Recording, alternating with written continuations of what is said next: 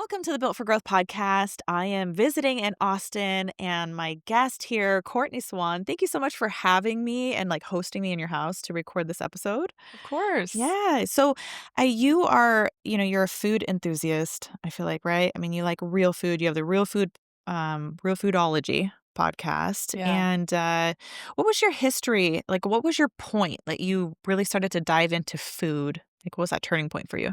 Yeah. Actually, I explained this a little bit when I had you on my podcast. We were talking about this kind of at the end. I was very lucky that my mom was making everything from scratch for me as a kid. And when I was young, I grew up in I call it like the Dunkaroos era. It was just the peak of ultra processed fake foods that were really starting to flood the market. And I don't, all my friends are, I very specifically remember I had one girlfriend who was eating Burger King multiple nights a week. And I was so jealous of her because my mom wouldn't let me. My mom was like, no, I'm making food at home. We're going to eat at home. We're not eating that kind Good of for your stuff. mom. What's your mom's name, by the way? I feel like she Annie. deserves, a shout out. Good job, Annie. Oh, thank How did your you. mom even know? I'm sorry, I'm asking you a No, you're question in the middle of good. your question, but have you ever asked your mom why? I did. It's really fascinating. So it's kind of a combination of just this intuition that she always had, but she lived in Italy for a couple of years. She was living in Milan, and she just loved the culture there. The food culture there is very different than it is here, obviously. And they have such a love for food, and they have such a love for clean, real food. And she really took that home with her. She really noticed it and recognized it and wanted to bring that home, and she really loved it. And she loves to cook anyways. And then she kind of had this intuition around, okay, I don't really know what that is. I will never forget this. She told me, forever ago, she said, I just felt weird about canola oil. She said when canola oil came out, she said that she thought, I don't even know, where does that come from? You What mean the plant does that engine come from? lubricant? Yeah, That was exactly. It you ever literally heard Paul Saladino talk about where yes. canola oil and it was lubricant for It literally was an engine lubricant. So do you know the full background of that? So it was engine lubricant. And it was really high in this. I always mess up how you pronounce it. I want to say it's uric acid, but it's not uric acid. It's spelled a little differently. It's like Yeah. EURIC. Yes, I know what you're So saying. it's pronounced a little bit different, just to be very clear. And I always forget how to pronounce it. So it's really high in this uric acid, and the body can't process it super well. In fact, it's super Linoleic toxic. acid? Is that what you're talking about? Or no? Linoleic acid is a little bit different. Okay. This is a specific one where they created canola oil in Canada. So Right. basically after the war, when they were using Yes. this oil as an engine lubricant, Canadian scientists, they had all this excess of the Extra oil. because the war ended. Exactly. And And they're so like, they "What are were we gonna do like, with it?" how do we get Feed rid it. of this uric acid or whatever in it? It's really toxic. And so it's Canada low acid oil. That's what canola Yeah. oil stands for. And they took that part of the acid out of the oil, and now it's edible. It's so gross. Yeah, Canola oil is it sounds gross. lovely. Okay, so she was just like, "I just don't feel right about that." So she just had some mom tuition. She had a little Yeah, bit of she mom just tuition had because the really information strong. really wasn't as It was not available at all. yeah. It was not available at all. In fact, at that point, everybody was really pushing canola oil and margarine. Same with margarine. She was like, Yeah. "I just feel weird about this." Any trusted, source at that time that was gonna speak on anything was going to demonize fats Yep. and, let the other, the white crystal off for free, sugar. That was The like white yeah. crystal. That's always Yes. good for you, you know? I love that. Okay, so Yeah. continue on. So your mom had this intuition, a little mom tuition, and she cooked at home, and you were a bit jealous, but this is kind of how you got your start Yeah, it's how I with got my start. And, obviously at the time I was super unhappy about it. I would fight with my mom sometimes. I wanted the Burger King and the McDonald's toys and all my friends were getting. And I'll be clear, there were times every once in a while my mom would be like, okay, we'll get McDonald's today. It was very rare, though. It was very rare. Um, and I went to college not knowing how good I had it. And I started, eating the cafeteria food that was, of course, probably catered by Cisco and eating a lot of ultra processed foods. I was eating Taco Bell at night. I look back and I'm were you horrified. excited about that? I To was so excited about it. I was yeah. so excited because I had never, it's so crazy to say this out loud and to think this now, but when I was in high school before I went to college, I had not even ever really had fast food. Like, I just hadn't. Like, I'd had a little bit of Taco Bell, I'd had a little bit of, like there's this chain here in Texas called Taco Cabana that we would go to, but largely, as a high schooler, I didn't really have my own cash, so it was like any meals I was having, my mom was like, "No, we're eating them at home," and my parents would never take me through a drive-through, so if I went to fast food, it was always, like, through with friends and maybe some, like, babysitter money I had, so I just really didn't eat it. I went to college, that completely flipped. All my friends introduced me to all these fast food joints I'd never had before. I was eating like Jimmy John's and Taco Bell and just like you name it. It was ugh. And I quickly realized how bad I felt in my body. I was incredibly inflamed. I look back at photos and I'm horrified. I was inflamed. I had cystic acne I'd never had before. I Did was you get getting the freshman of sick. 15? Oh yeah. It was bad. Very, very rapidly too. It was kind of concerning how fast I gained the weight. And that was another thing too, is that all of a sudden I was like, "Oh my gosh, I just feel uncomfortable in my body." Like I'd gained all this weight. I couldn't really focus in school. I had cystic acne I never had before. Just all these symptoms. I initially, to be honest, did not fully connect it to the food. But what happened was my mom was intuitive enough and just knew the information. She started sending me books in the mail and she'd cut out these little newspaper articles. I will never forget this. This is how on it my mom was. I remember the year because I remember where I was living when she sent me this. She cut out a newspaper article about hydrogenated oils being trans fats, and this was in 2005. And she sends me this article, and it's all about how trans fats, which are, hydrogenated oils, man-made oils, are really bad for your heart. So when I started reading these little things that my mom would send me, I'd go to the grocery store and I started reading ingredient labels and I was like, "Oh my God, it's in everything." So then I started going to Whole Foods because I started realizing, oh, well, Whole Foods doesn't allow these hydrogenated oils. And she was sending me stuff about corn syrup. And so I started going to Whole Foods. Slowly but surely, it sparked this passion and this interest in me because something about my personality, if I feel like people are being lied to or they're being duped or yeah, like they're being lied to, I feel this, like, need to say something about it, and I just feel like I wanna protect people in this way because if I didn't know it, I realized how many people don't know this. I know, I get angry for people. I Yes, really do. I I get do too. frustrated, and I'm just like, "This is not fair." It's not People fair. shouldn't have to work overtime and feel like you're in a batting cage, with Yes. the baseball's coming at you every single direction trying to just Survive. eat well. Yes. And it's that difficult. It really is. I It's mean, I very think hard. it's really it's hard when you're first starting to wrap your mind around it, but then it's just like you start going down the rabbit hole and you start realizing, okay.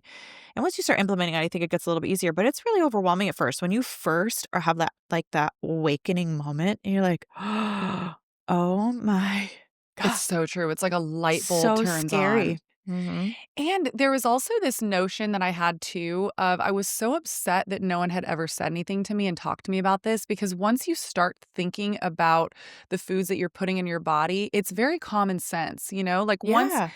but we don't think about it because growing up, no one actually teaches us that. We don't learn about it in school. Our parents don't have conversations about it with us.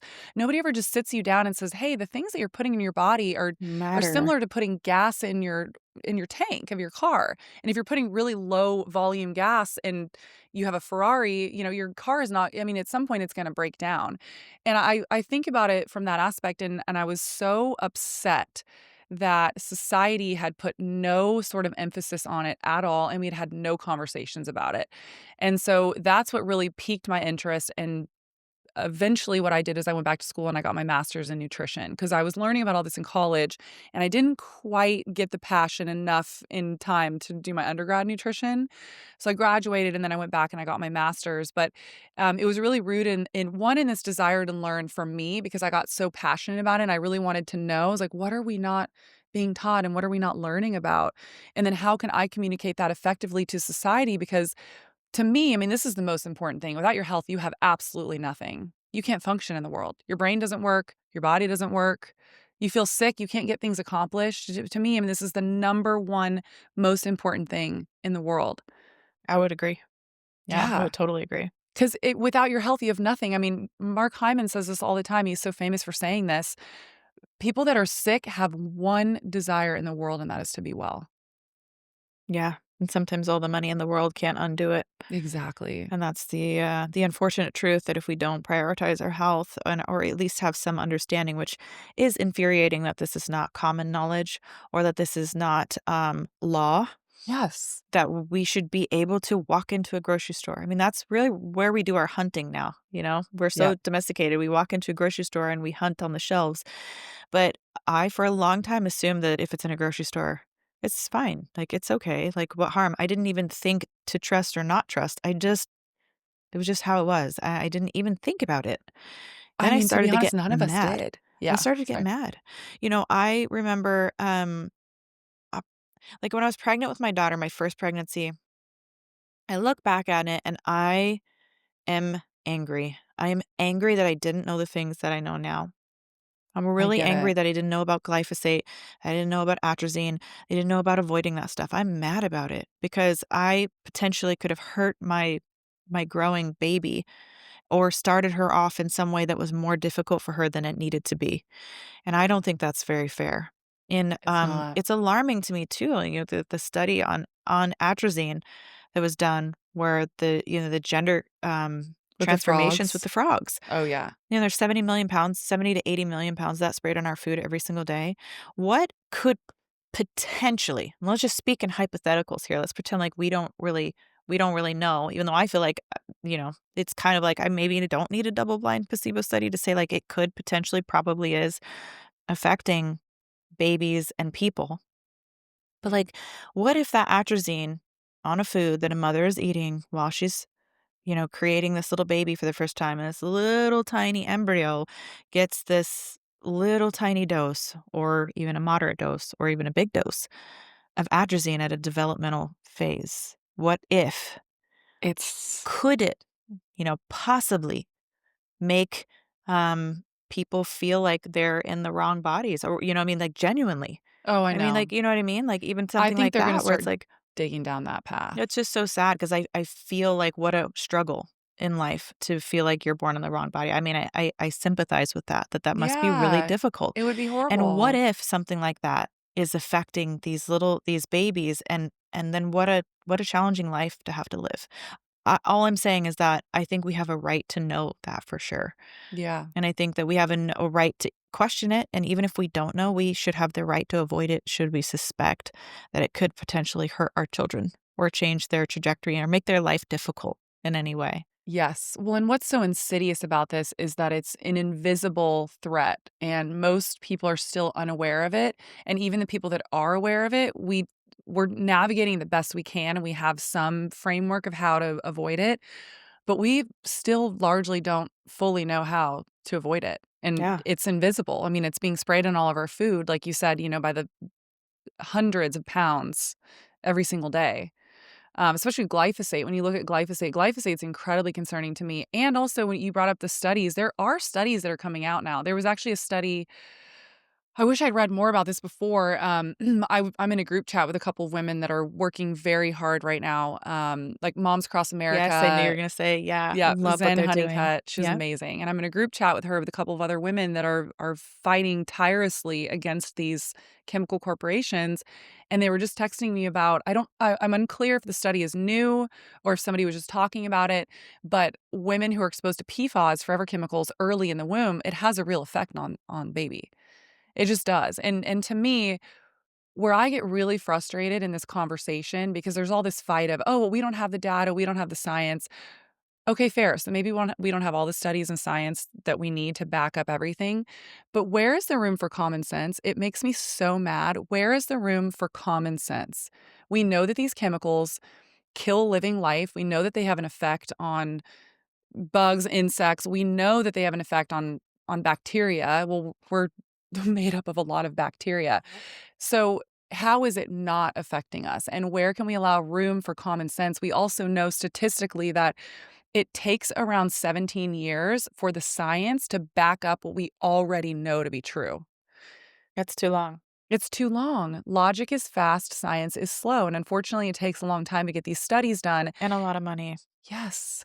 And we And then could be there's a s lot of people who have a lot of money already who are working vehemently to stop either this information from coming out or to Yes. fund studies that are skewed, Yep. that are going to, misconstrue what potentially, the right information is. I mean, just like when, sugar got off scot-free and fat was demonized. Yep. I mean, there was a lot of agenda and money behind that. So, um, yeah, it's frustrating. And I also remember, when I was pregnant with my son, as I'm diving more and more into nutrition and how it affects my body and my growing baby, and then learning about the difference between folate and folic acid.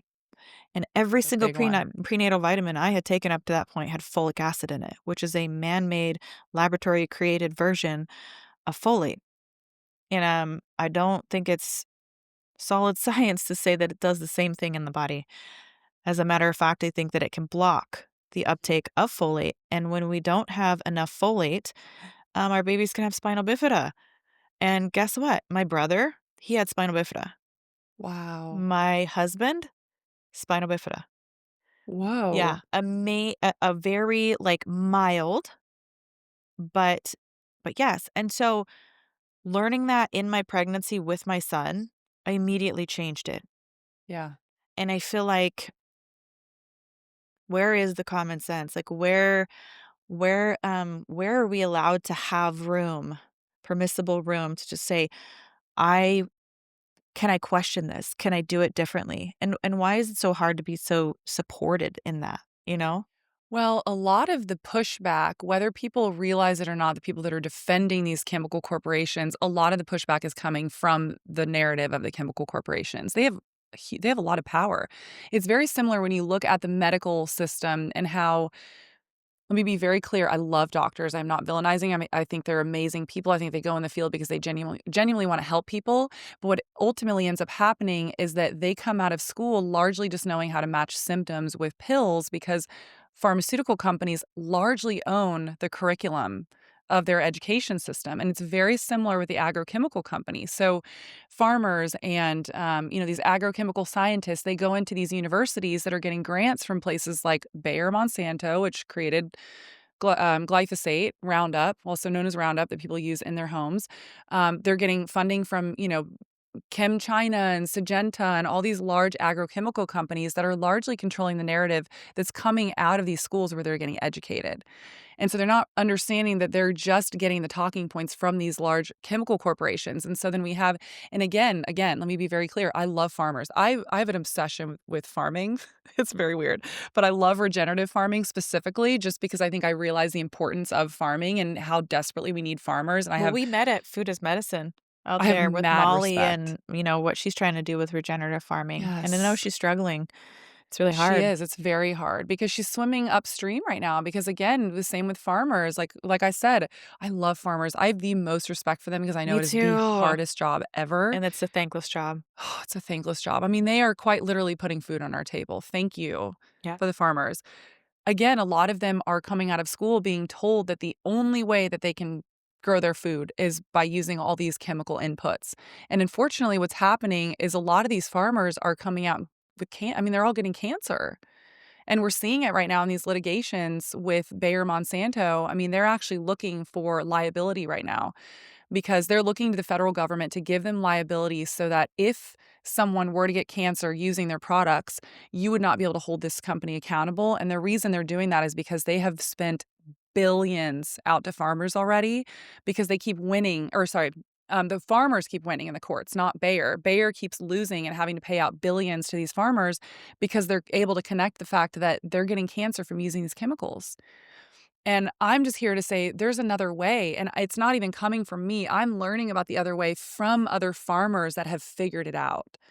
And that's where my passion really comes from, is regenerative farming, which we can go into. And like you said, that's where we Oh, met. I love that. Yes, we're both very passionate. I think this is, nutrition and farming is like probably where you and I align the most. Yes. I'm currently reading the book from White Oaks Pasture. What was Yes. it? Will Harris. Yes, thank you. Loves Will Bold Harris. Return to Giving a Damn.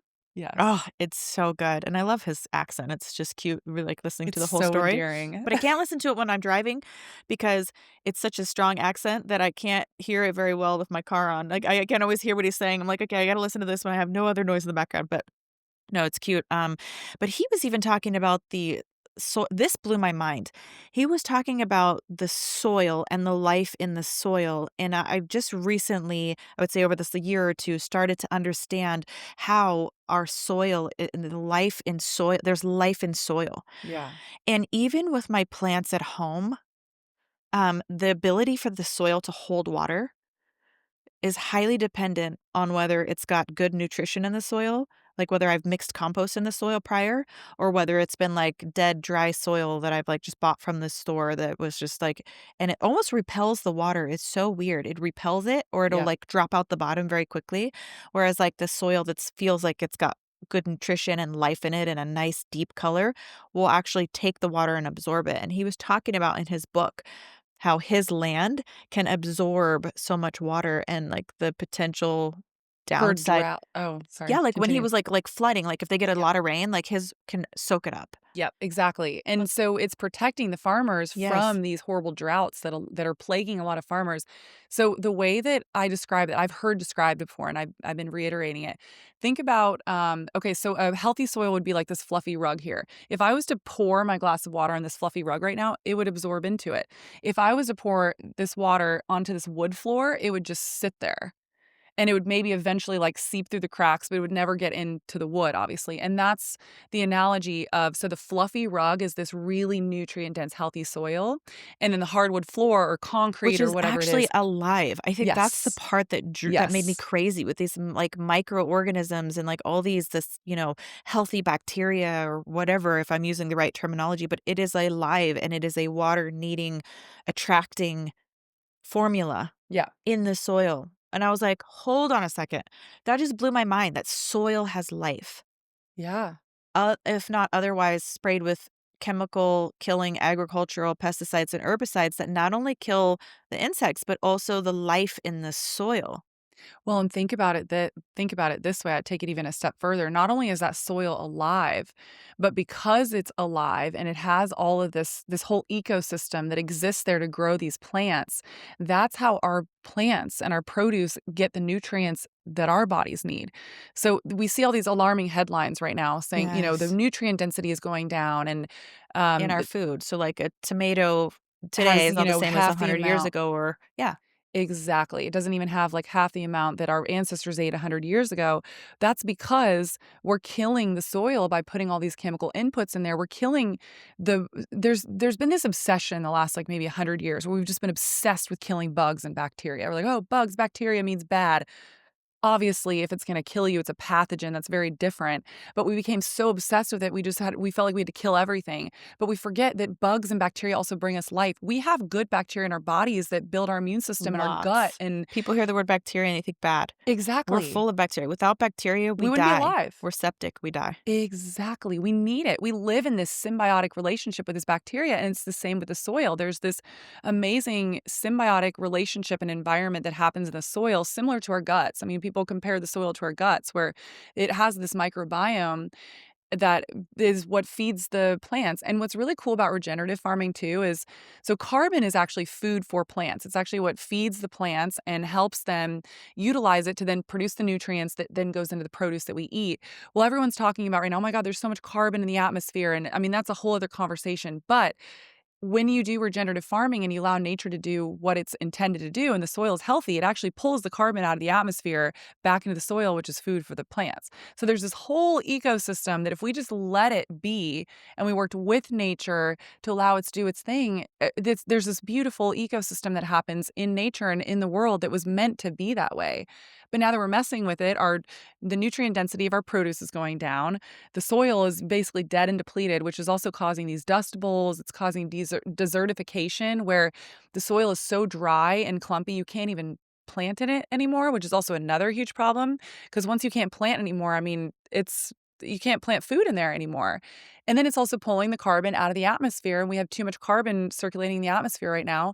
Not to mention in regenerative farming, there's this beautiful system that happens where the animals are also involved. Uh, Something I'm really concerned about is CAFOs, the factory farming, where we're just cramming all these cows into these little feeding slots, and they're just in these feeding lots all day. But with regenerative farming, they're actually a part of that ecosystem that helps keep the soil healthy, and all the plants flourishing and grazing the land. They're all part of the system. they are, and without one piece, I mean, you take one piece out, and I feel like it's like taking out the linchpin of the whole system. Yeah. You just the whole thing, the wheels are gonna fall off. Yeah, exactly. Okay, what about organic food? Because I spend a lot of money on organic food, but then I hear like it's not perfect either. I know. So where are So you at with organic food? Yeah. it's really interesting, and I'm glad that you brought this up. So I'm actually writing a book right now, which will be out like next year. Ooh. And this is largely one of my big focuses in the book. So the way I describe it is organic is not perfect, but it is the best that we have right now. There are other certifications that are coming out that are way more strict and way more fine tuned into all the things that we're concerned about. But let's just start at, what does the certification of organic actually mean? So when something is certified organic, it means that legally it is not allowed to be sprayed with glyphosate. It's legally not allowed to be sprayed with paraquat, diquat. These are chemicals that are Or banned in atrazine. I checked that one. China. Atrazine either. And So that's good. atrazine, exactly. Really horrible toxic chemicals that we know that are causing harm.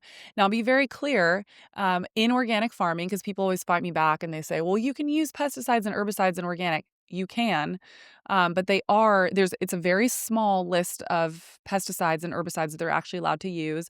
And I'm not even saying I'm fully in support of all of them, but largely speaking, it's the really big offenders that are not allowed to be used in organic. And if you're going to certain companies that are really concerned about this, and you can write companies or reach out to them, a lot of them are using ladybugs as pesticides and other forms of it where they're not actually using chemicals. But I always like to be very clear about that. And I'm not saying it has no chemicals and pesticides that Correct. aren't It allowed to be does. used. Yeah. But largely what's happening with organic is, with your produce, you are able to avoid a lot of the really heavy, hard, horrible chemicals that I'm super concerned about. All the ones that we just listed. Now, dairy and meat, for example, organic has very strict standards around this as well. They have regulations about how much they're supposed to be grazing. They have regulations about the food they eat, so they're not allowed to be fed genetically modified corn and soy. I always say, I know this is really harsh to say and to digest, but it is true. If you're eating and consuming conventional dairy and conventional meat, you're eating from sick animals. You just are, unfortunately. The living conditions are horrible. They're being fed genetically modified corn and soy, They're which is, stressed. yeah, they're stressed out. They're preventatively put on antibiotics. They're put on growth hormones because the companies make more money. The fatter they get, the faster they get fatter. So growth hormones, antibiotics, pharmaceuticals, they're allowed to use all that in conventional meat. With dairy and meat in organic world, they're not allowed to use any of that. And so to me, that is why organic is incredibly important. And I'll say one more thing, and then yes, there's a lot of fraud, I guess you could say, about organic. And I know a lot of people say, well, we don't know fully how to trust if it actually is organic. And I'm here to say, unfortunately, I think there is some of that happening. There just is. Companies are probably labeling organic and it's not. However, it is the best bet we have right now. And I will tell you, I'm someone who actively tests a lot of stuff. And I've been testing my glyphosate over the last couple of years. When I'm eating 100% organic as much as I possibly can, my glyphosate levels are very low. I do see a How do you difference in test it. it? You can get a blood test done. I forget the name. I'll look it up for you later. I can send it to And put it you. in the show notes. Yeah, I'll put it in the show notes because there's specific companies that you can reach out to and just request that. Cool. And there's an environmental test that you can get, and it'll test a bunch of Is it different like stuff. just an at-home kit? Like, or you go and get it drawn? I'm trying to remember because I've done so many tests lately. This was through my doctor, but that doesn't mean that it doesn't have a home kit. I'm Okay, not okay, yeah, sure. I'm not okay, sure. Yeah. okay. What's your thoughts on raw milk? So I kind of sit on the fence about this, actually. And Me it's so too. funny because people get because I think people think that I'm going to be like super gung ho and pro raw milk, and it's not that I'm against it. I There's kind a of lot of sit trust that has to There's a lot of trust that has to be yeah, happen because it that has can to be go happening. wrong. Yes, there's a lot of things that could go wrong. There is a concern that if their facilities are not, up to cleanliness standards. People always make mistakes. That kind of stuff does make me a little bit nervous because there are real concerns with pathogens and stuff. If I was on a farm and I was standing in front of a cow and I trusted, and I knew that it was pretty clean, I would drink it right then and there. I would be fine with that because the way that I see it from a natural organic perspective, this is how our ancestors drank their milk up until when was the pasteurization We wouldn't process? we wouldn't be here if it was We wouldn't be here without it, and it's that. largely how we survived, and when you pasteurize it, unfortunately, the nutrition density of it does take a hit. It gets rid of the enzymes that helps your body break down, and so they say that when you drink raw milk that you don't have as much of an effect, and so many people have a lactose intolerance. A lot of that is because the milk that we're once we pasteurize it, it's missing the enzymes that you need to digest it. So I'm okay with it if you have a source that you really trust. My other thing is I don't really have a dog in the fight. I'm not big on milk in general, and I've just kind of always been that way. As a kid, I just never really liked the taste, and I'll do a little bit here and there in my coffee, but what I've found for me that works best is I love A2 dairy, and I think a lot of the dairy companies are gonna start moving slowly over to A2. So basically what that means is it's a different type of cow. So we have A1 dairy cows and there's A2 dairy cows. They produce a different type of protein in their milk, and what we've discovered is the protein in A2 dairy is significantly easier for us to digest. So a lot of people will be diagnosed with lactose intolerance. Myself, in college, I was diagnosed with lactose intolerance. It gave me horrible stomach aches, really bad, cramping and gas and all the things, and I stopped it for, like, 20 years, and then I started doing A2 dairy recently. I don't have any effects at all. I don't have any sort of issues with it. So what I've been doing is getting organic A2 dairy. I love the brand Alexander Family Farms, and I also have found out that if you're getting raw milk from an A1 dairy cow, you might as well just be buying pasteurized milk Oh, because interesting. of the makeup of the proteins.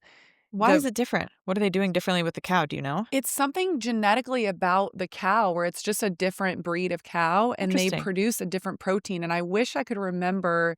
There's a book that, again, you'll have to add to the show notes because I cannot remember the name of it, but there's a really famous book, where they talk all about the differences between A1 and A2. I mean, I think this is becoming such a big deal that I think all the big dairy producers, I think, are gonna start doing That's A2 fascinating. milk. So when I had my son, my second pregnancy, he was thank goodness it was my second one because, he was such a hot little baby. Like, he was like a little lobster baby. He was, like, pinky red all the Oh, time, and he was, like, irritable, and his, like, poop was, like, not right. It was, like, yellowy and watery, and I was nursing exclusively. So I had nursed exclusively my daughter and my son as well, and I was like, "This just isn't like, he doesn't look like he's pink, he's hot all the time, like, yeah. he seems irritable, like, this is I'm concerned about this." And so, I was talking to Johnny about it, and, he had a milk allergy when he was a baby, Johnny did. So, he was actually hospitalized at one point because he Oh, was wow. formula fed, and, of course, there's even it's what it was made out of, especially at that time, there wasn't even other options. So, Yeah. I don't even know if they knew I don't yeah, like, it took a while for them to figure out that so he was hospitalized, and, he had really bad eczema, all kinds of, like, his skin was just inflamed. And so I was like, "Okay, then it's possible that our son has a milk allergy." And so I cut milk out of my diet completely, like, all dairy, cut it all out, and then he was fine. Wow. And I did that for about a year, and that was rough because Yeah, I I'd love say that'd be dairy. rough. I I know. love cheese, and I don't realize how much it's in everything. It's, like, on It tortilla is. chips, it's in, like, granola bars, which, again, I was still on my, like, learning journey. There was so much I still didn't know. Oh god, I'm horrified to think that I would eat, like, the dairy-free, garlic butter things or whatever that was, like, Oh, pure yeah. soy like, oil. I mean, those are margarine. It's basically Yeah, and I margarine. would be like, "Oh, this is so great," it's like, I can have something that tastes like butter. I didn't do that very often, but I think it was, like, Domino's or something, like, every once in a while, we would order, like, pizza, and I'm like, "This is such a treat," I can Yeah. have this, butter-like thing. I had no idea. Anyways, Ugh. so and then if I would accidentally have dairy in my diet, he would totally flare up. Wow. I wonder, I would be so curious If if I could it A2. too would have been fine I because what I know. understood in my research of it was that it was the size of the milk protein that he just his immature digestive system wasn't able to process that. Because Okay, so A2 might have been different. yeah, Now, I obviously wanna be very clear, everybody's different, so you never of know. course. Yeah, And some people are still affected by A2, yeah, and because there still is casein in there and there still is the lactose and all that. But we're realizing largely a lot of the population is actually just reacting to this specific protein that's found in A1 protein or A1 dairy that they're not able to use. Oh, and I forgot to say this, majority of dairy, if it does not say A2 dairy, it's A1. You know that for a fact. okay. So you have to actively search for it. And there's a couple brands. There's actually one I'm seeing in Target now that's an A2 dairy. I don't know if it's organic, so I usually don't do that one just because I don't want all the hormones and antibiotics and stuff. But there's a couple of brands now popping up with A2, and I'm curious to see if they're going to move it all over. Because in Yeah, general, people just feel better on A2. yeah, that's interesting. No, I'm Yeah. definitely gonna take that to home, and think about that a little bit more. Okay, we talked a little bit about food label just with organic. Can you tell me about any other food labels that you think are worthy and ones that don't mean anything really? Yeah, so there's one that I look for. It's harder to find right now, but I think in the coming years it's going to become more and more of a thing is glyphosate residue free.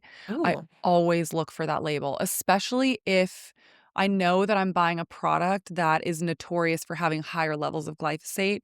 So some of the foods that are generally testing higher in glyphosate are things like oats, chickpeas, almonds, peanuts, a lot of, like, legumes, wheat is a big one. In fact, I'm allergic to wheat, so I have to eat gluten-free, but if I was not, I would never touch wheat that is not organic because they're using it as a desiccant, meaning that they're using it to dry as a drying agent Yeah. afterwards. And chickpeas too. Chickpeas are Yeah, up on the list. Hummus, don't do it. if it's not It's not organic. organic. Yeah, It's one of the worst offenders, and wheat, as you mentioned. Every exactly. single piece of wheat inside the United States is sprayed with glyphosate unless it is organic. Yeah, and so I'm very careful about that, and so I look for this label of glyphosate residue free. You know what's interesting? Most labels actually for our food are not really regulated. So, for example, natural. Any company, I mean, I could just make a BS brand company and put natural flavors in there and, God, some do we preservatives. even know what natural flavors means? Is this No. still a mystery? It's still a It's mystery, it's isn't it? still a mystery, and I'm learning more and more about I will admit, so when they first started coming on the market, it was so easy to avoid them because back in the day, all of the healthier for you, like, organic, like, truly natural brands where they were really clean, none of them were using natural flavors. Like, I used to be able to go to Whole Foods 10 years ago, there was not anything in that store that had natural flavors. They have become so ubiquitous that even the organic, healthy, cleaner, healthier for you options are all using them now, and so I will admit I got a little lax about them, but I'm starting to come back around where I'm really, really trying to avoid them because they're just I'm starting to learn about some of the ingredients that are being slipped in under natural flavors, and I'm learning more. I have a really good friend who works in the food industry business. He has his own company, and I've been having so many conversations with him, and I'm learning so much about how food manufacturers, they want their because everyone's obsessed now with clean, organic, healthy eating, and so they're wanting their labels to look really clean and simple. So they want it to look like 5 ingredients, Right. and they're hiding a lot of ingredients under natural flavors. Actually, Element just got caught doing this, and I was really bummed about this because I actually really like Element, and Me I will too. admit They're my favorite taste of electrolytes. I still use it a I little bit here still and there do. too I'm 'cause like, they're so good. "Oh, it's so hard because it's Yeah. so good," especially after a sauna session and you just really need and want that Yes. I like salt. that it's just so, like, tart and Oh, fresh it's as so opposed to, good. like, sweet. Like, a lot of Yes. the electrolyte brands are kind of like this dull sweet or salty sweet, but there's Yes. something very There's yeah. something really good about it, and they have those sparkling drinks now where I'm just like, "Damn it, they're Oh, I so haven't good." tried that. Oh, they're so good. Maybe I'll refrain so I don't get stuck on it. Yeah, because 'cause they're addictive. But interesting, you know why they're so addictive? They were hiding maltodextrin they're hiding I maltodextrin know. under their natural flavors, Oh my and I'm gosh. not talking about just a small amount. I think it's 450 milligrams. It's a very, very high amount of maltodextrin, which can have an effect on your blood sugar. It's an artificial sweetener. Well, I don't know if you can call it artificial sweetener. It's more of like a genetically modified corn-based sweetener, and it has an effect on your blood sugar. Um And maltodextrin is something that I largely try to avoid, but I was just consuming it the last couple of years in Element and having no idea because it was hidden under the natural flavors label. Now, companies and brands will tell you, "Oh, well, we use natural flavors to protect our proprietary formula." Okay, but a lot of companies are using that as a way to make their ingredient labels look smaller so that they can hide a bunch of stuff in there that they don't want the public knowing is in there, and it's deception. It is. My aunt is a gastroenterologist. Did I say that right? A stomach doctor, Yeah, and she said that, maltodextrin destroys the gut lining. I believe it. Yeah, she's like, "Don't do it. Don't eat it. Take it," and it also can give, like, a bit of, like, a creamy texture to certain things too.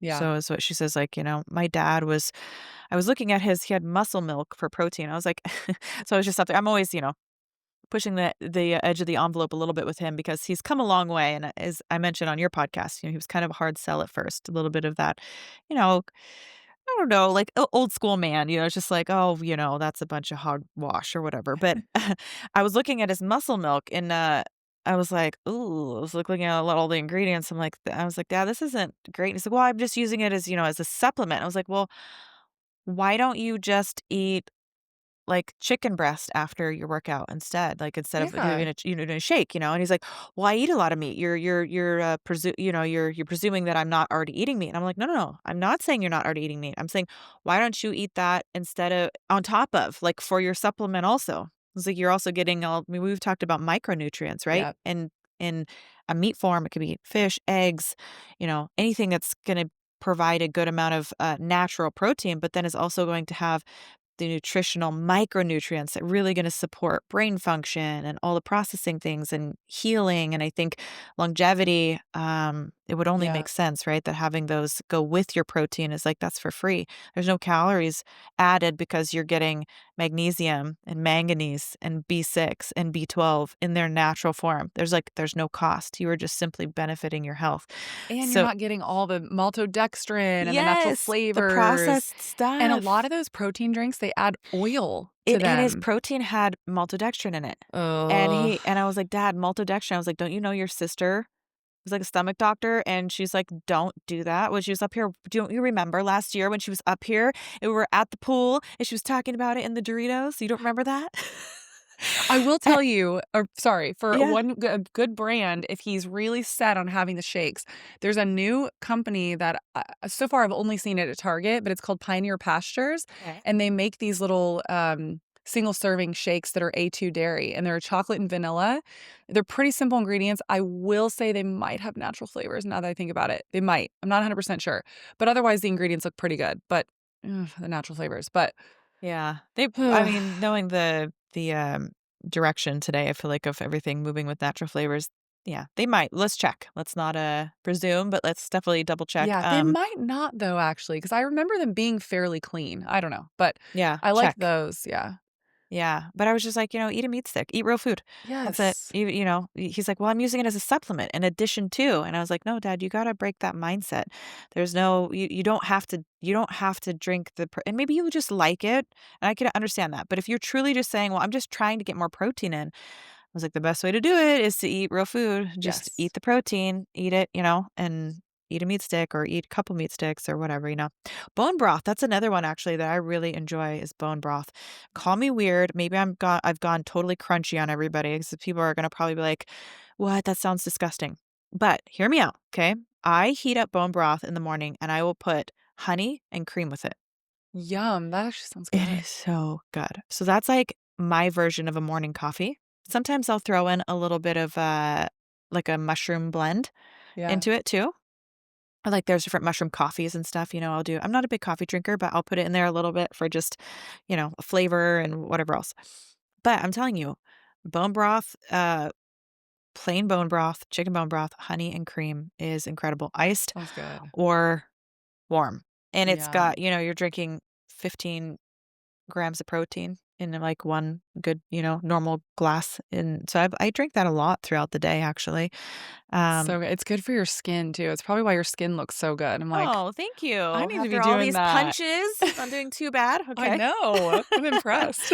But that's one of my favorites, and, it's like okay, some people are like, "Ew, gross," like, honey and bone broth sounds terrible. Okay, wait, if you can eat, like, honey roasted chicken, Yeah. same It's the same concept. thing. It's the same concept. It Yeah. is a sweet and savory kind of drink, but it's got good nutrients, great for your body, collagen, protein, all the good things, and to Sounds good. it's such a treat for me. I absolutely love it. I love So, having bone broth. I use bone broth to make my soups too. I actually just made one last night with bone broth. And then when it's in the fridge right now, it's all gelatinous, which yes. I love. The Yeah. gelatin's really good for you. And then you put it back on the stove and heat it up, and then it's Gets totally fine. yeah. Yeah. Sometimes I'll do it with sriracha, and I'll just make, like, I'll sip on it Oh, like a that's warm cup of yum. soup, but it's like bone broth and sriracha, and maybe I'll put a little That's garlic in there. It's, like, so yummy and savory. I've got all these little versions I love of making bone broth, but it's just an easy way to get more protein. yeah. I probably drink, like, 4 cups or so, maybe a day, maybe more. I should start doing that. I need to be in the habit of doing that. That Yeah. sounds good. I also there's a bone broth protein that I really like, protein powder, and it's like 4 ingredients from Paleo Valley. Okay. So if people are wanting to, have something that's maybe a little bit easier to make, and it tastes like a milkshake. It's so good. And their ingredients are super on point, really clean. Yeah. They're really Well, good. what would you recommend for people who are working on a budget? Because, you mentioned when you started going to Whole Foods and stuff, I was like, whole Yes. paycheck, I right? I mean, know. it's so expensive. And I know that I spend a good amount on food. I'm sure that you probably spend more than your average household on food. How can people best navigate if you're looking bang for buck? Yeah. So I have a couple of tips for this. First of all, I think I'd be remiss if I didn't talk about there has to be a little bit of a reframing around where we're spending our money. I had to do this when I was in my 20s and I was learning about all of this. I mentioned I was learning about this in college. I had no money. I mean, I was working at a burrito shop. Like, it's not like I was making money. And then even after that, for a couple of years, I was really struggling. I was working like 3 jobs at one point and barely making my rent. And meanwhile, I'm learning about food and going, "Oh my gosh, how am I gonna find the money for this?" But what I was doing is it was such a priority for me because I was starting to learn about glyphosate, and I was starting to learn that without my health, I had nothing. And I started to prioritize it so I wasn't really going out as much, and this was back when I was like drinking more, but I really wasn't going out and having drinks with friends. I wasn't buying designer bags. Like there was this reframe that also needed to happen where I was like, okay, I'm going to take some money where I would be spending going out and drinking with friends on the weekends, and I'm going to put this towards organic whole food. And I understand it. It doesn't sound fun, and people don't wanna make those changes sometimes, but I will tell you those types of changes are the types of changes that will completely change your life.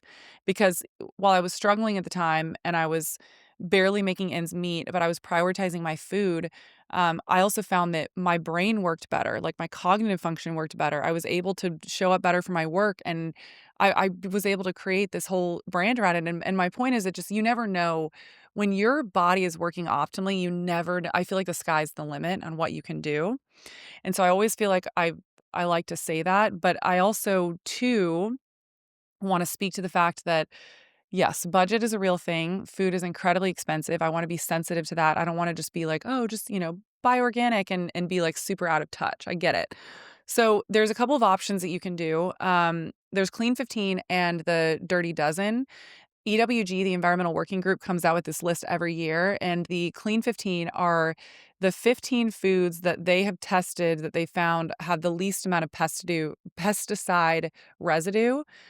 So these are the From ones. conventionally grown food? Yes, Okay. exactly. So these are the ones that you can buy conventional and be pretty confident that they're gonna have less pesticides on them.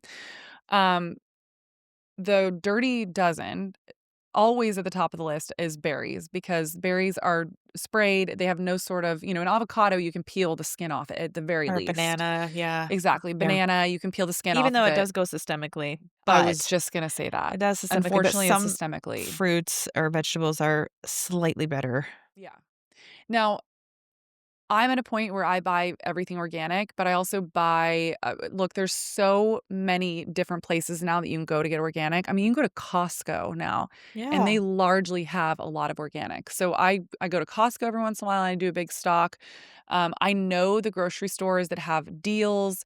I mean, when I was really in dire straits, I was looking for coupons. Like, a lot of these companies or a lot of these grocery stores have coupons.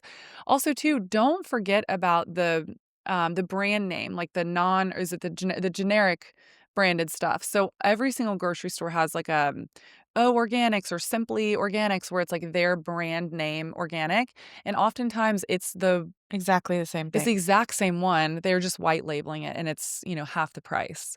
And so I do that a lot. I was doing a lot of the Organic 365 brand, although somebody pointed out a lot of it's coming from China, so I wonder how strict those organic regulations are on that. I was wondering that too. I I was know. gonna ask you about that earlier because that's a rough one. I don't think that it's enforced overseas as it would be here, which is also maddening because again, farmer loving people, like it's so hard for the farmers to do it right here, but yet over there I feel like somebody's got to be profiting of like not having to adhere to these strict things and we don't know because it's labeled under the Exactly. same thing.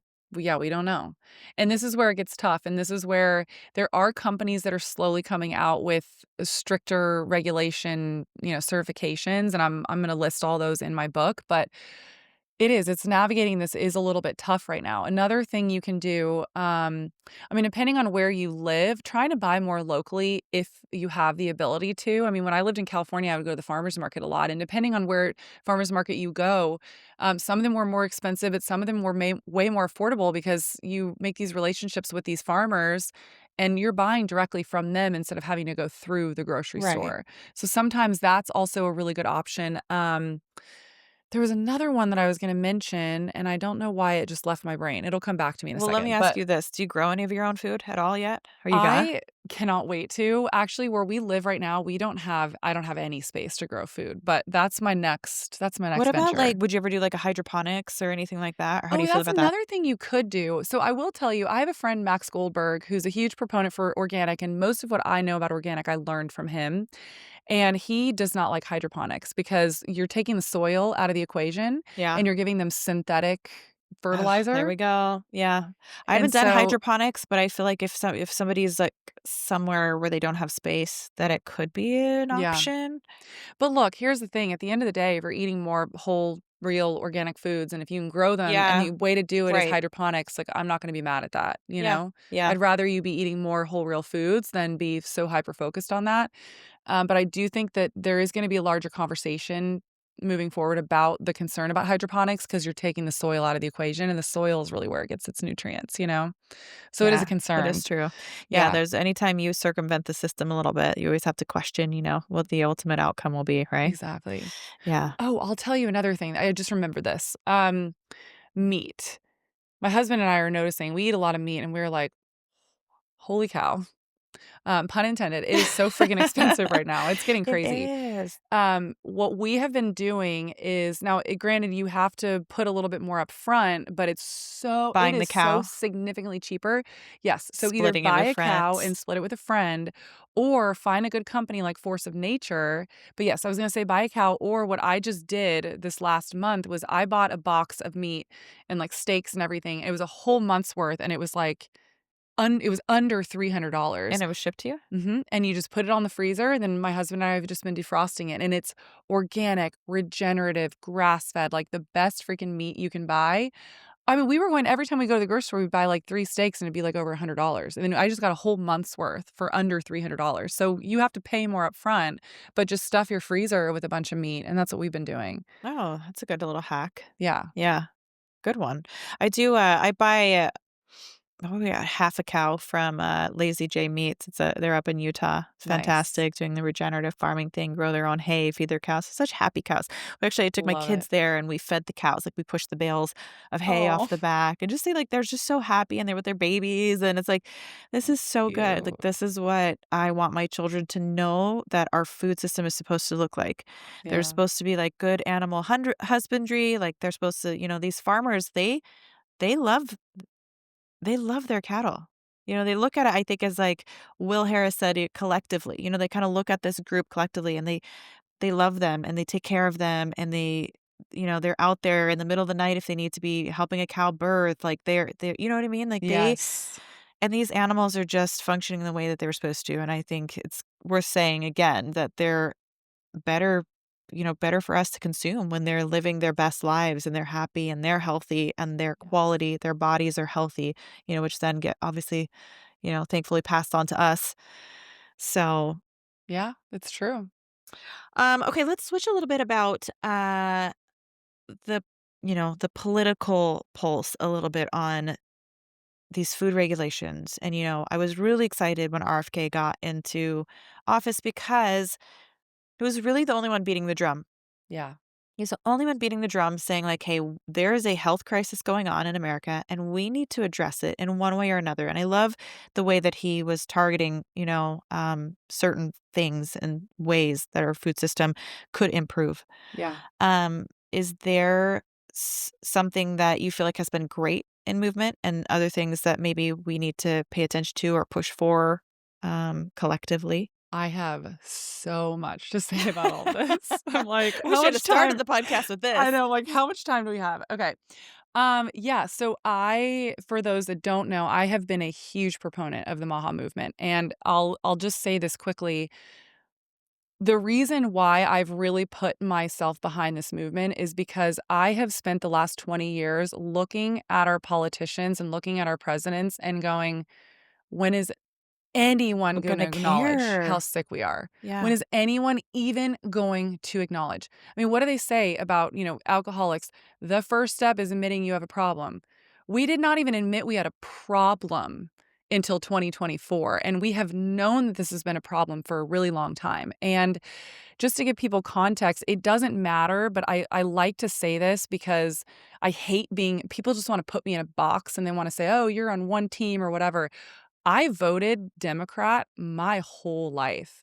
So when Maha came around and also, m and again, I don't wanna make this too political, but I do think that this is incredibly important to say because I consider myself to be very moderate and in the middle, but when people see my support for Maha, they go, "Oh my god, she's a far-right extremist," and, and all the things that come with that. It's very not true. In fact, I voted blue mostly because they seemingly were the only ones that were paying attention to all Well, this. if we remember, RFK is still pretty much blue. He is. So Yeah. that's actually why I kinda like them, their polarity together. Me too, I love it. Overall, like, Yes. when you pair them, Trump and RFK together, I was like, "Okay, well, we have a bit of balance, a little bit more balance." I feel a little bit more comfortable with Yes. this anyways. So, yeah, let's just do I that. completely agree. Well, and also too, I think what happened and it's so shocking to me that so many people didn't see this and they just jumped ship on him immediately. He realized that if he was gonna go well, first of all, he wasn't gonna win. He realized he wasn't gonna win. Yeah. He went to the Democrats and was like, "This is a big deal. I wanna make this a deal." And they Silence. said no, they denied him, and Yeah. so his whole thing and this is where I'm at, where I will I will stand behind any person, left, right, libertarian, that is standing up for the American people and trying to change our health. Period, end of story. I don't care. If it was Kamala in there right now and the Maha movement was thriving under Kamala, I would be there. Like, it is to me, it is not about who is pushing it forward. It's about, is it being pushed forward and are we concerned about Americans' health? Because unfortunately, the stats are very grave. 93% of Americans are metabolically unhealthy.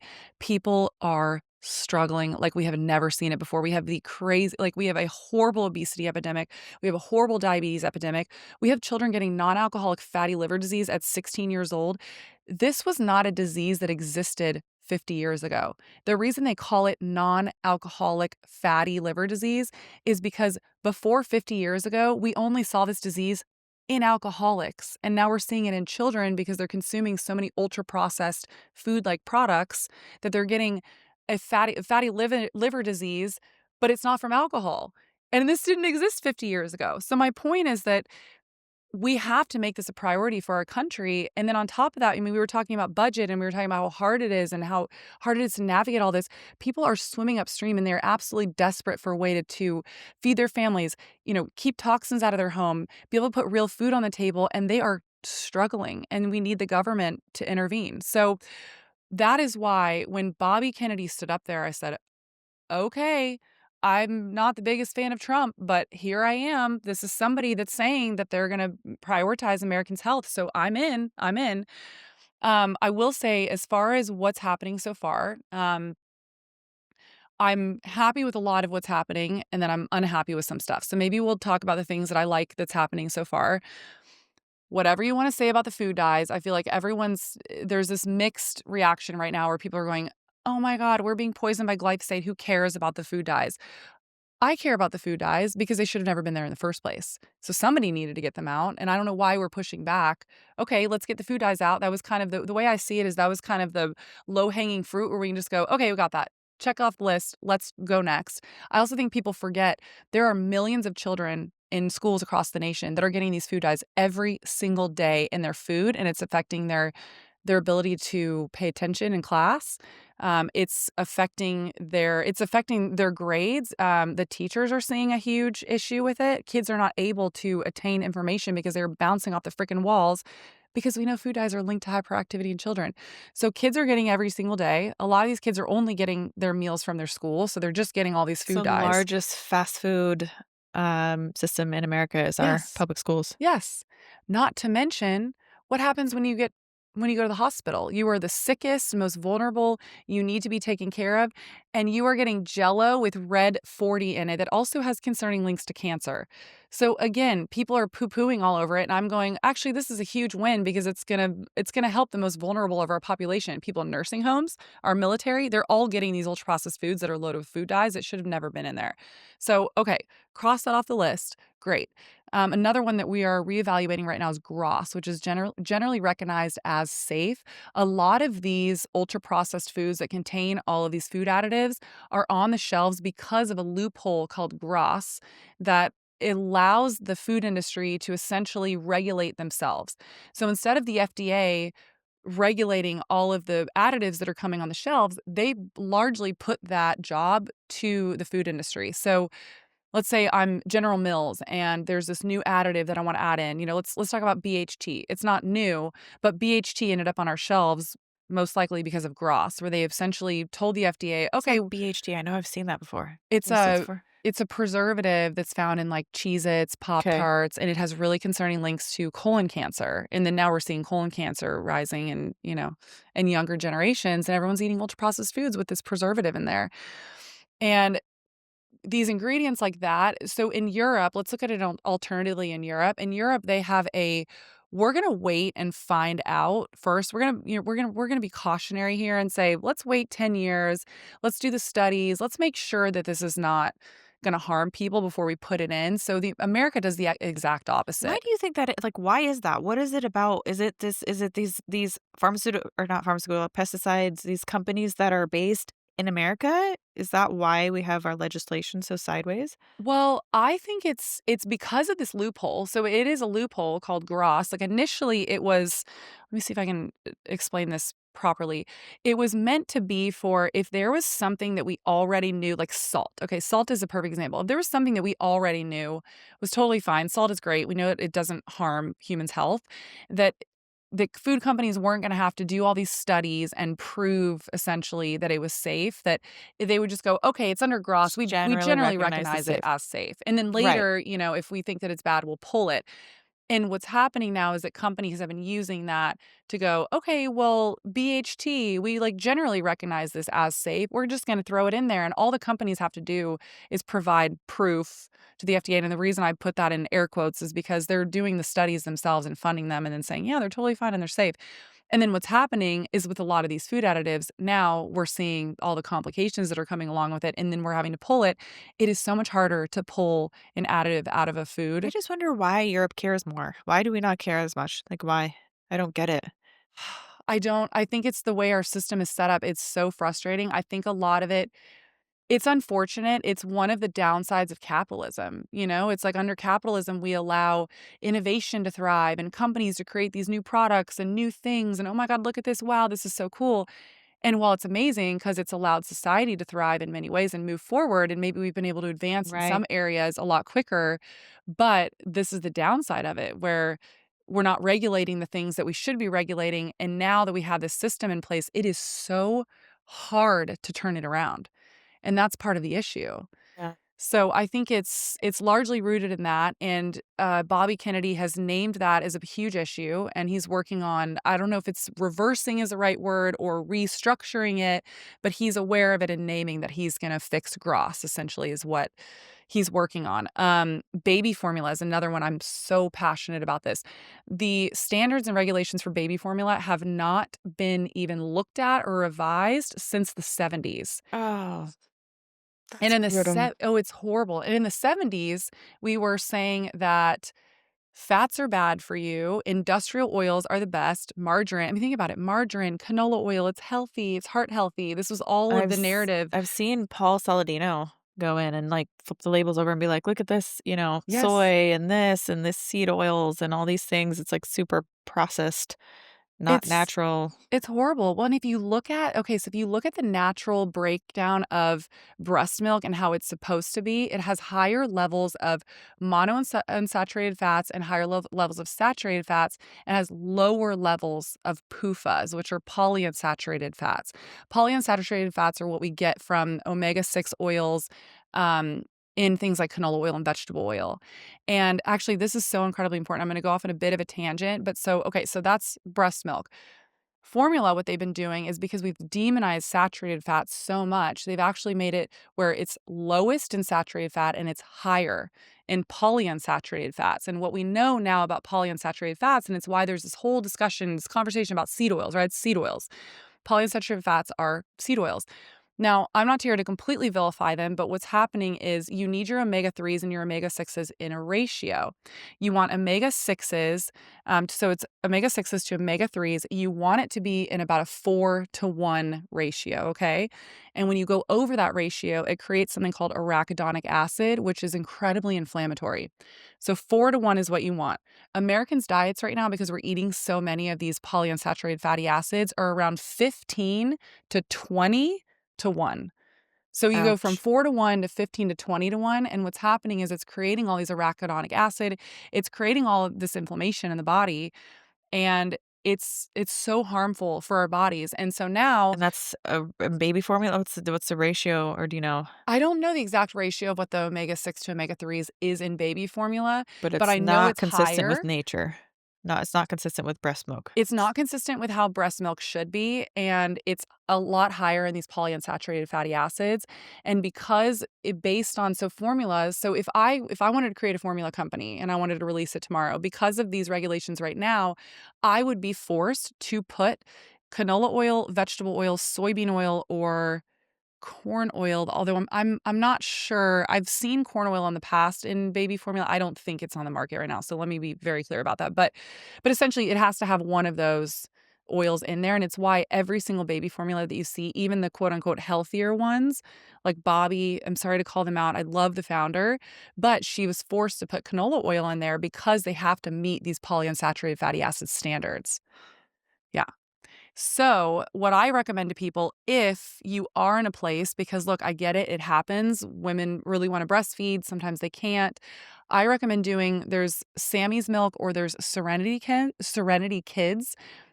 They're labeled toddler, but the reason that they're labeled toddler is because they don't have the canola, the soybean, the sunflower, the safflower oil. And so they forced them to label it as toddler. But I actually had the founders of Serenity Kids on my podcast, and they told me, they said, we formulated this under infant standards. It's an infant formula, but they legally, the FDA won't let us call it infant formula because it doesn't have the polyunsaturated fatty acids from the canola oil. Yeah. So all of my friends, and this is my plan, if God forbid I'm not able to breastfeed or I have to supplement, I will be doing Serenity Kids for my infant. And this is what all of my girlfriends did.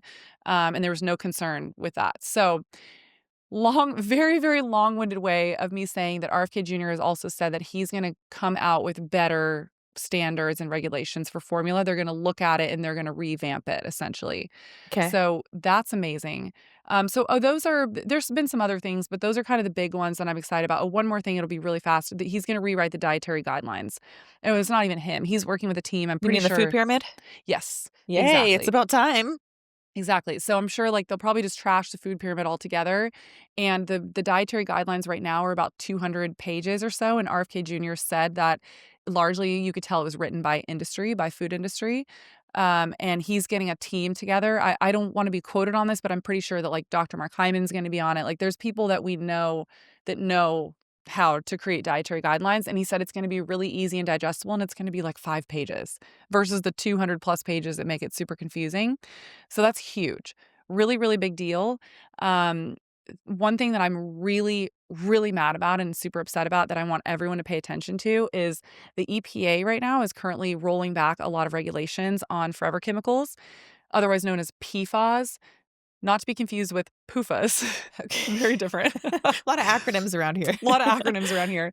PFAS are forever chemicals, and the reason they're called forever chemicals is because they do not easily break down in the environment. In fact, they essentially are in the environment forever. They are known endocrine disruptors. We know that they're affecting fertility. We know that they're affecting hormones. We know that they are linked to certain types of cancer. They're linked to certain types of thyroid conditions. They're having a massive effect on our bodies.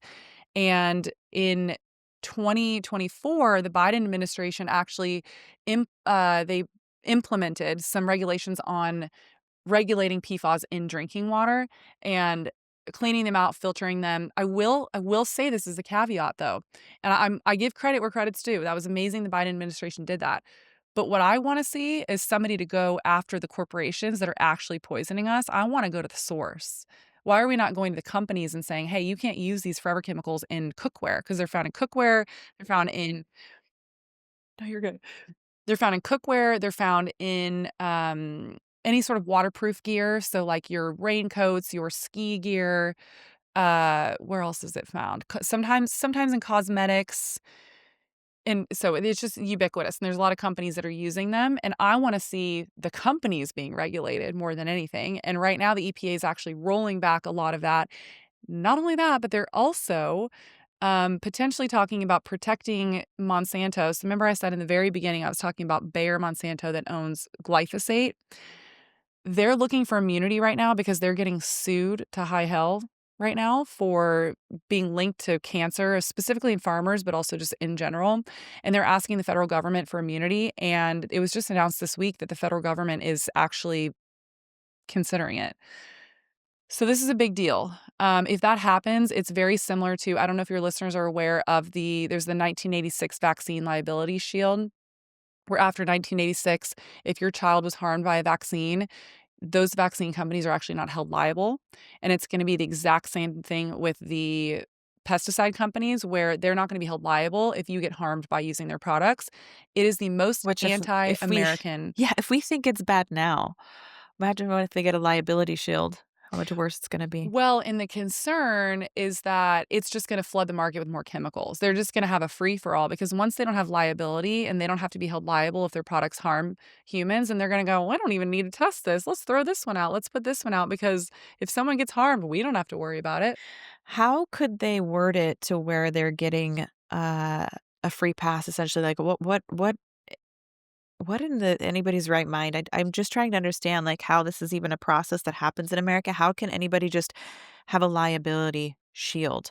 I know. Why? Like, I don't get it. I Well, don't isn't it understand it. crazy? I had somebody explain this to me on my podcast recently, and I wanna say this for a second because it really did change my perspective. He said, so as of right now, he was actually talking about in the context of vaccines, but if this passes for the chemical companies, this will be the same context. He said, "This company that creates this glass, if I were to cut myself on this, they potentially would be held liable. The paint on the walls in this room, they would be held liable if you got harmed. With the curtains even, like, I don't know how you get harmed by curtains, but the point is you look around, you think about your car. If something happened with your car, like, they would be held liable. There is not a single product that exists in the entire world where the company is not held liable if something goes wrong with it, except for vaccines right now, and then potentially for these chemical companies. It is not a thing. I mean, Yeah, it my shouldn't be a thing. microphone, if this microphone blew up right now, they would be held liable for that. So, it's Yeah, if just the doctor messes up on a surgery, exactly. they're liable. It's You really know, what's crazy. crazy is even the workers that work under you, can make you liable. I mean, or you, but, like, let's say, like, Yeah. I heard about raw milk, unfortunately, causing harm to a pregnant mother and or her child, Mm. and according to the story of what I heard, that the grocery store person working at the grocery store was like, "Well, this is labeled for And animal, but it's for just a animals, technicality. yeah. It's just a technicality, you can drink it or whatever." But because of that, like, the store is held liable, and the company who sold the milk should be, but the store itself is actually held liable, Oh. which isn't that wild? Like, I mean, well, there's a path to suing Yeah. because of somebody who worked for you. That's the same thing like a Burger King. I mean, that could happen too. Like if a employee, spills the coffee on you or something like that, it's not really like that employee, it's like the company that's held liable. That's true. Right? So And that's like a way of, like, where I've never quite understood that, but it's because that's where the money's at. So yeah. somebody wants to get, financially compensated. And it's some way sometimes it should be, but the way that our system is set up is that even people that work under you or represent you in the company will make someone who had nothing to actually do with that or didn't advise that or didn't make that mistake, but they're held liable. But yet we wanna say Yeah. pesticide companies or, these other companies potentially, like the vaccine company, and who knows what else might get on in on this.